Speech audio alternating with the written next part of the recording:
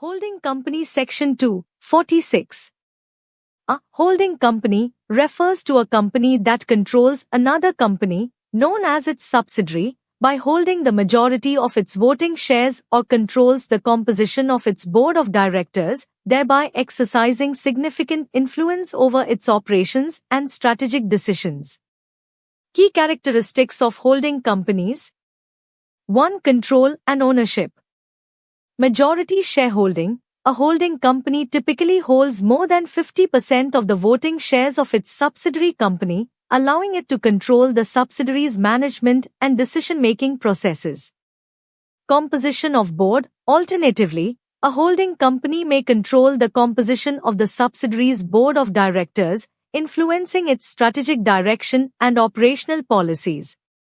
2. Subsidiary relationship. Ownership relationship. The subsidiary company is effectively owned and controlled by the holding company, either directly or indirectly through intermediate subsidiaries. Financial and operational integration. Holding companies may integrate subsidiaries' operations, resources, and strategic goals to achieve synergies and competitive advantages across the group. 3. Corporate structure. Legal independence. Each company within the group retains its legal independence and distinct legal personality, but the holding company exercises control and coordination over the group's overall strategy, financial policies, and resource allocation. Regulatory framework and compliance. 1. Companies Act, 2013. Holding companies are governed by provisions under the Companies Act, 2013, concerning corporate structure, governance, management, financial reporting, and compliance requirements applicable to all registered companies in India. 2. Group structure. The Companies Act mandates disclosure of relationships and transactions between holding companies and their subsidiaries, ensuring transparency in financial reporting and governance practices. 3. Consolidated financial statements.